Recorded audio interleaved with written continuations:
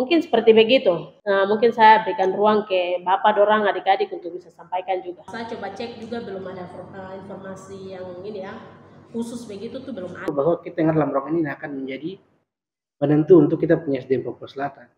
Dewan Pimpinan Pusat Ikatan Mahasiswa dan Pemuda Papua Selatan mengadakan undangan diskusi dengan melibatkan pembina, penasehat, senior, pengurus, dan anggota DPP IMPPAS mengadakan rapat bersama dengan agenda pembahasan penerimaan CPNS di Papua Selatan. Rencana aksi tindak lanjut prioritaskan orang asli Papua Selatan dalam penerimaan CPNS di Waena, Jayapura, Sabtu 10 Juni 2023. Lebih ingat nasib generasi orang asli Papua Selatan mengenai informasi tentang formasi CPNS yang dikeluarkan oleh pemerintah Provinsi Papua Selatan, maka sebagai pemuda yang menjadi tulang punggung dari gerakan pembangunan di Papua Selatan, sudah waktunya memperhatikan konsep dan program pemerintah untuk mewujudkan pembangunan Selatan Papua dengan melibatkan anak-anak asli dari Papua Selatan dan orang Papua Selatan pada umumnya untuk bersama-sama berkolaborasi meningkatkan kesejahteraan masyarakat Papua Selatan. Sudah waktunya untuk mahasiswa Papua Selatan di Kota Studi Jayapura membuat pernyataan sikap yang mendukung Gubernur Provinsi Papua Selatan dengan perangkat OPD untuk merancang regulasi daerah yang memproteksi lajunya mobilisasi manusia dari luar Papua yang masuk dan menguasai semua peluang yang ada di wilayah Provinsi Papua Selatan. Hal ini mendorong pengurus Ikatan Mahasiswa Pelajar Papua Selatan di Jayapura berkumpul dan membicarakan tentang menerima informasi tes CPNS di Papua Selatan untuk tahun 2023 dan rencana aksi tindak lanjut prioritaskan orang asli Papua Selatan dalam penerimaan CPNS mendapat respon dengan fokus grup diskusi dan mendapat tanggapan dari perwakilan pengurus, orang tua, dan perwakilan mahasiswa sebagai berikut ini. Kita buat petisi itu baru nanti kita antar ke pemerintah, DPR untuk diberikan kebijakan-kebijakan khusus ke kita WAP untuk formasi CPNS 2023 ini. Ini jelas bahwa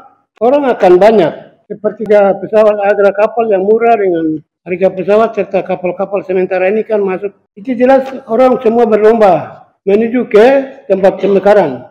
Jadi sangat perlu sekali kita antisipasi supaya peraturan daerah ini kan ditetapkan oleh pimpinan daerah. Jadi kalau kita buat perda itu berarti sudah penetapan dari pemerintah daerah yang tetapkan seperti itu. Sudah ada berbagai penetapan yang kita usul lewat mahasiswa seperti IMPAS, organisasi mahasiswa yang punya hak untuk menyampaikan hal-hal ini.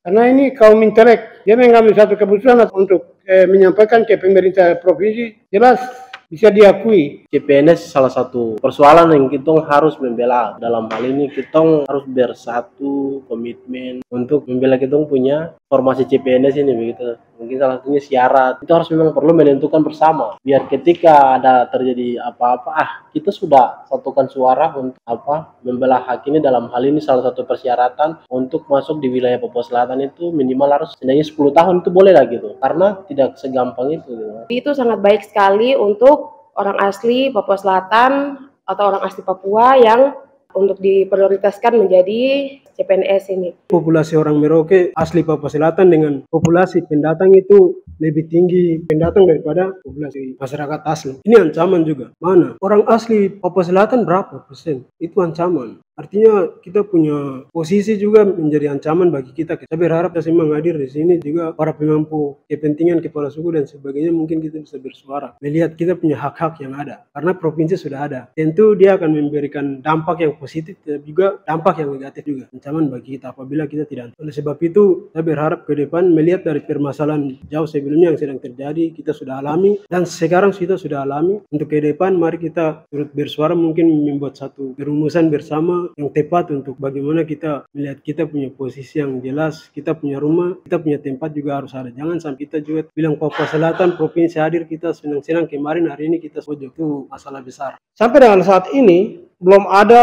aturan yang ini khusus orang asli Papua saja seperti Bupati Paniai. Bupati Paniai itu dia buka formasi PNS dan dia bilang itu khusus orang asli Papua saja, pendatang sabar dulu. Kalau kita impas kalau kita mau, kita bikin surat kepada pemerintah Provinsi Papua Selatan atau mungkin ke Kemendagri, Kemenpan RB, supaya dalam penerimaan CPNS untuk formasi tahun 2023 ini untuk wilayah-wilayah pemekaran secara khusus untuk Provinsi Papua Selatan itu harus ada regulasi yang mengakomodir, regulasi afirmasi untuk OAP. Kalau kita bicara tentang Papua Selatan berarti harus ada regulasi OAP untuk Papua Selatan untuk bisa mengakomodir kita orang asli Papua Selatan di formasi-formasi khusus tertentu. Itu yang perlu kita upayakan. Betul, kita inginkan supaya besok itu ada formasi khusus yang formasinya terserah, tapi dikhususkan untuk orang Papua. Itu yang mungkin kita dorong ya. Untuk besok penerimaan seperti itu. Jadi orang Papua laksanakan duluan, tidak ada, pokoknya itu orang Papua saja. Umum terserah, kapan terserah. Jadi kan orang bilang kita mau PNS ini kita isi, mau apa segala macam kita isi, mau kita yang diterima, mau lebih berpihak kepada orang asli Papua, tetapi tidak ada aspirasi yang masuk ke pemerintah sama saja kosong. Jadi kita tidak bisa bicara di belakang.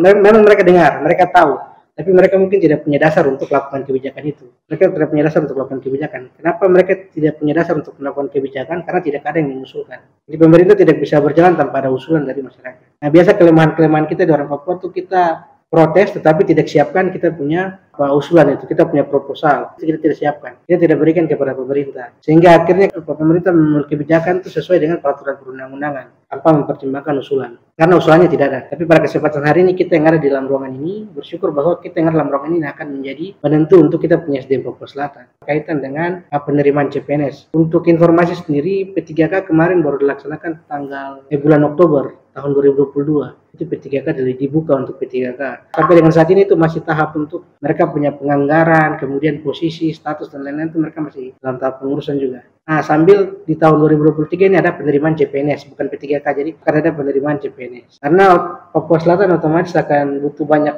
orang untuk masuk di dalam sebagai aparatur sipil negara. Sebagai aparatur sipil negara kan tidak harus S1, SMA juga ada kuota untuk SMA, SMP, SMA kuliah itu kan ada kuotanya. Itu yang kita bisa sasar bahwa semua SDM di Papua Selatan itu harus diterima. Karena kita mengalami sebuah ancaman atau gangguan.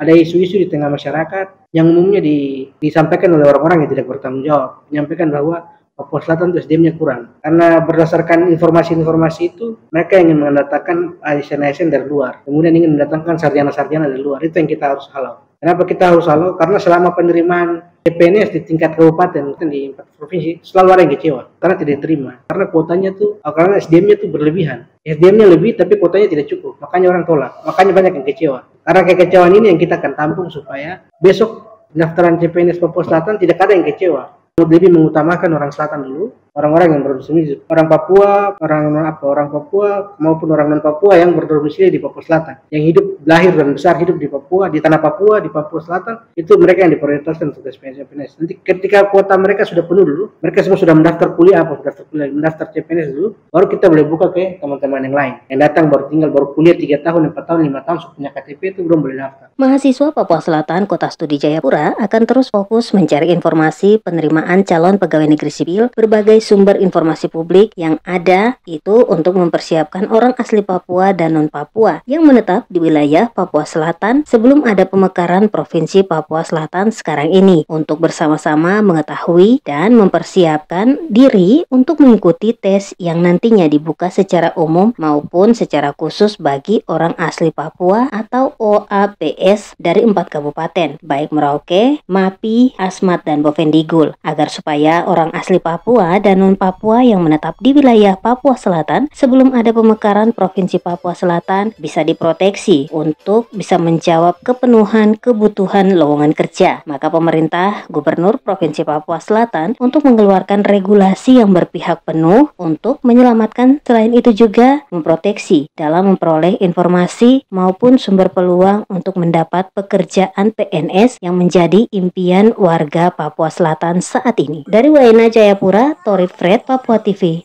melaporkan. Jadi kan orang bilang kita mau PNS ini kita isi, mau apa segala macam kita isi, mau kita yang diterima, mau lebih berpihak kepada orang asli Papua, tetapi tidak ada aspirasi yang masuk ke pemerintah sama saja kosong. Jadi kita tidak bisa bicara di belakang. Memang mereka dengar,